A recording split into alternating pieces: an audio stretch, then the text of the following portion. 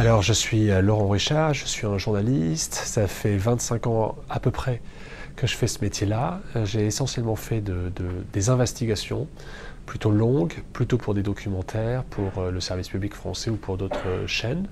J'ai créé une organisation qui s'appelle Forbidden Stories. Laetitia Vasseur, je suis la cofondatrice et déléguée générale de l'association HOP. J'ai commencé en 2015, suite à un parcours de collaboratrice parlementaire. Alors j'ai un parcours assez atypique, je suis infirmier de profession et avant d'être infirmier, dont je suis très fier, c'est que pendant 7 ans, j'ai été homme de ménage à l'hôpital. Et donc j'ai fait tous les petits boulots, bancardier, homme de ménage, mais aussi travail à la stérilisation, magasinier. Et c'est ce qui m'a permis aujourd'hui d'avoir une certaine vision globale de la santé. La mission de Forbidden Stories, c'est de poursuivre les enquêtes des reporters assassinés, menacés ou emprisonnés et faire en sorte qu'on ait accès à ces informations que certains voulaient censurer.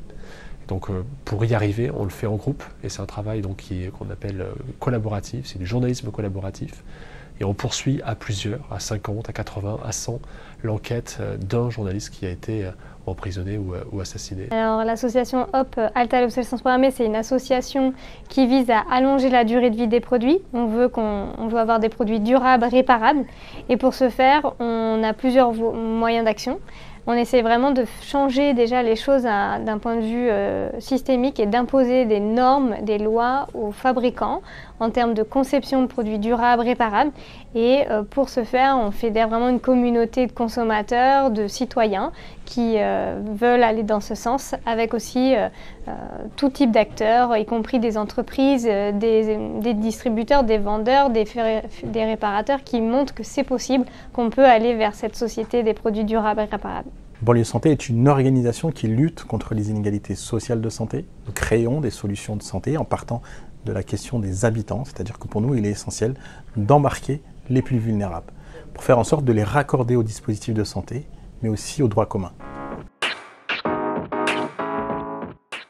Pour moi, c'est important de rejoindre cette communauté de Fellow Ashoka parce que je suis journaliste, mais je suis aussi chef d'entreprise.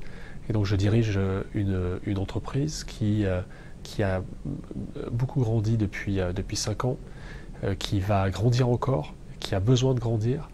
Et pour y arriver, j'ai besoin d'être entouré et d'être conseillé. Ça a beaucoup de sens pour moi parce que je me reconnais dans ce terme et dans cette famille de l'entrepreneur social qui finalement essaye vraiment de changer les choses, mais dans un sens aussi entrepreneurial, au bon sens du terme. La vérité, c'est une sensation incroyable.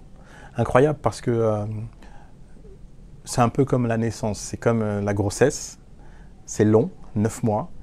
Et le jour de l'accouchement, eh ben, c'est une sensation assez particulière. Et donc c'est l'accouchement aujourd'hui de tout le travail que nous avons fourni, de ce que moi j'ai engagé depuis un certain nombre d'années, et de voir aussi une structure comme Ashoka aujourd'hui nous identifier, qui est une structure internationalement reconnue, eh ben, ça va transformer aujourd'hui notre organisation, transformer ce que nous sommes en train de faire.